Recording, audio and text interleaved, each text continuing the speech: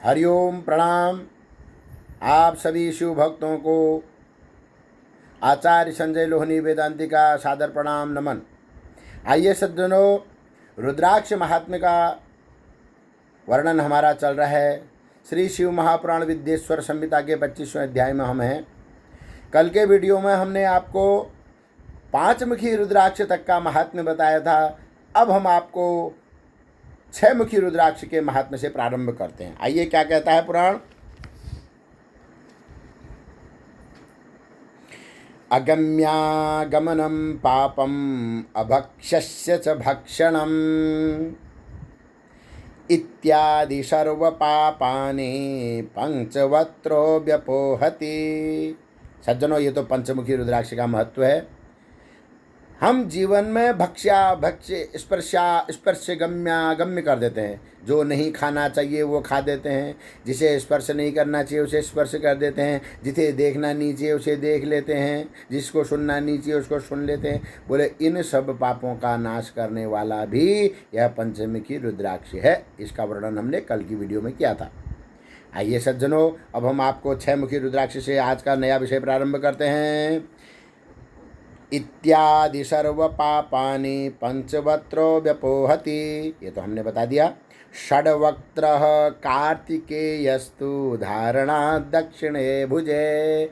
बोले जो 6 मुखी रुद्राक्ष है यह साक्षात कार्तिकेय जी का स्वरूप है, जो शिव जी के पुत्र हैं। आप सभी लोगों ने शिव महापुराण यदि कथा सुनी होगी श्रद्धा भाव भक्ति से, तो वहाँ भगवान शंकर जी के पुत्र हैं कार्तिकेय जी, जो 7 ऋषियों की पत्नियां हैं, जिनमें से 6 ऋषि पत्नियों ने उनका पालन पोषण किया, जिस कारण उनका नाम कार्तिकेय षण्मुख कहलाया, है ना।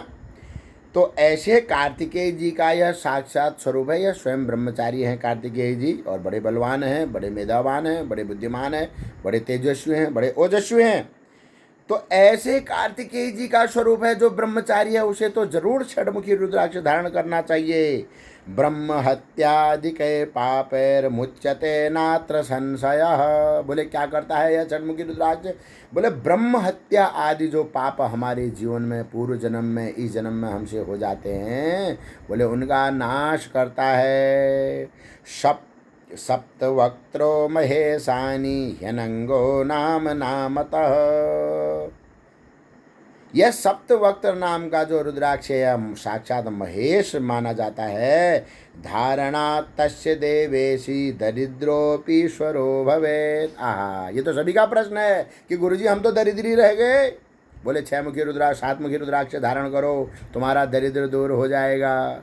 जो 7 मुखी रुद्राक्ष को धारण करता है उसके जीवन में क्या रहता है? बोले दरिद्र का नाश होता है। वह भी ईश्वरो भवेत्। ईश्वरो भवेत् माने धनवान हो जाता है। धनवान होने के बाद क्या होगा? बोले उसके बाद धन हो जाएगा तो भी दूसरों के ऊपर शासन करने लग जाएगा। क्योंकि सज्जनों, इस संसार में व्यक्ति ऐश्वर्य से ही दूसरे ऊपर शासन करता है। जिसके पास ऐश्वर्य नहीं उसको कौन पूछने वाला है दुनिया में। आइए 8 मुखी रुद्राक्ष के बारे में देखते हैं। रुद्राक्षश्चाष्टवक्त्रश्च वसुमूर्तिश्च भैरवः।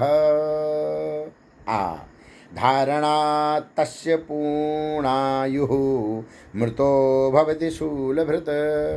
जिसकी कुंडली में अल्पायु योग है, लग्नेश बलवान नहीं है, तो ऐसे जातक को 8 मुखी रुद्राक्ष धारण करना चाहिए। जो हमारे जो क्या हैं? बोले भैरव बाबा हैं, जो शंकर जी के पुत्र हैं, शंकर जी के भक्त भी हैं।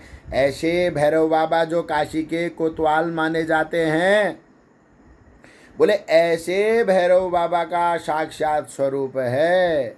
इसलिए जिनकी जीवन में अपमृत्यु का जिनको भय है, बोले ऐसे जातकों को अष्टमुखी रुद्राक्ष धारण करना चाहिए। बोले अष्टमुखी रुद्राक्ष धारण करने से उनकी आयु पूर्ण आयु लिख रखा है। बोले धारणा तस्य पूर्णायु मृतो भवति शूलभृत। बोले जब उसका प्रारब्ध पूरा होगा तभी वह संसार से जाएगा, अन्यथा अल्प मृत्यु का भय उसका खत्म हो जाएगा। इसलिए बोले 8 मुखी रुद्राक्ष का भी बड़ा महत्व है। आइए 9 मुखी रुद्राक्ष को देखते हैं।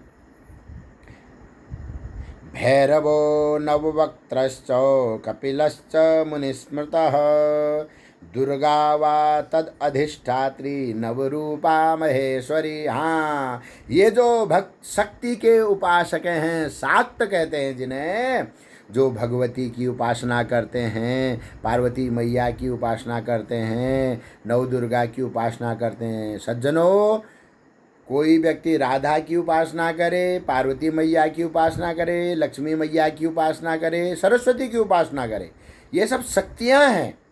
एक ही परमात्मा अनेक रूपों में, शक्ति रूपों में विभक्त होता है। जो इस सृष्टि को धारण करने वाली जो शक्ति है वही अनेक रूपों में विभक्त हुई है, उसी का यह व्यापक स्वरूप है। कभी वह लक्ष्मी बनती है, कभी रुद्राणी बनती है, कभी वह ब्रह्माणी बनती है, तो अनेक रूपों में वह कभी नवदुर्गा बनती है, कभी काली बनती है, कभी कराली बनती है। तो यह सभी सारे के सारे रूप शक्ति के ही हैं। ऐसे शक्ति के जो उपासक हैं उनको क्या करना चाहिए? बोले नौमुखी रुद्राक्ष धारण करना चाहिए। और जो बालक रात्रि में स्वप्न में डरते हों, जिन बालकों को छल छिद्र ज़्यादा लगता हो, जिनको नज़र ज़्यादा लगती हो, ऐसे जातकों को भी नौमुखी रुद्राक्ष अवश्य धारण करना चाहिए, क्योंकि यह साक्षात शक्ति का स्वरूप है। और जो कहते हैं महाराज हमारे जीवन में धन का नितांत अभाव हो गया है, बोले भैया देखो एक बात समझ लो, जब तक लक्ष्मी जी की उपासना नहीं करोगे, शक्ति की उपासना नहीं करोगे, तो शक्तिमान कभी नहीं बन सकते। इसलिए जो शिव जी के उपासक होते हैं वह ज्ञान मार्गी तो होते हैं, पर उनके जीवन में कभी कभी ऐश्वर्य का अभाव देखने को भी मिलता है, कभी कभी उनके जीवन में अन्य चीज़ों का भी अभाव मिलता है जो शक्ति की उपासना से प्राप्त होता है। इसलिए संसार का जो विस्तार चाहता है, धन का जो विस्तार चाहता है, बल का जो विस्तार चाहता है, जो कन्याएं जिनका विवाह नहीं हो रहा है, जो शक्ति की उपासना करती हैं, उन्हें नवमुखी रुद्राक्ष अवश्य धारण करना चाहिए। क्या होगा?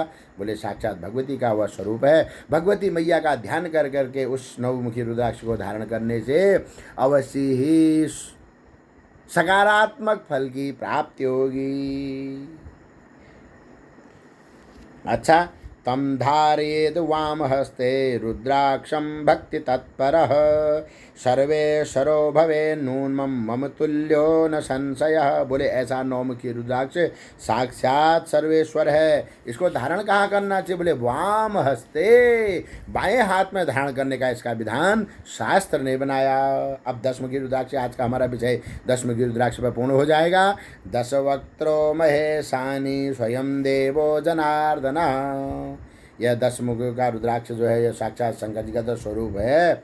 और जनार्दन भगवान, जनार्दन भगवान किसे कहते हैं? बोले जो जगत का रक्षण भरण पोषण कर रहे हैं उनको कहते हैं जनार्दन। जनार्दन माने जनई हृदयते, जिसको सारा विश्व जिनका पूजन करता है उनको जनार्दन भगवान कहते हैं। धारणा तस्य देवेशी सर्वान् कामान अवाप्नुयात्। इस दशमुखी रुद्राक्ष को धारण करने से हमारी जितनी भी कामनाएं होती हैं वह शंकर भगवान की कृपा से धीरे धीरे क्या हो जाएंगी? बोले पूर्ण हो जाएंगी। सज्जनों, आज का यह हमारे पंचमुखी रुद्राक्ष से लेकर दशमुखी रुद्राक्ष तक का क्रम पूर्ण होता है। सभी सज्जनों को पवित्रतम श्रावण मास की हार्दिक शुभकामनाएं। हरिओम तत्सत। कल पुनः नए वीडियो के साथ आपको मिलते हैं।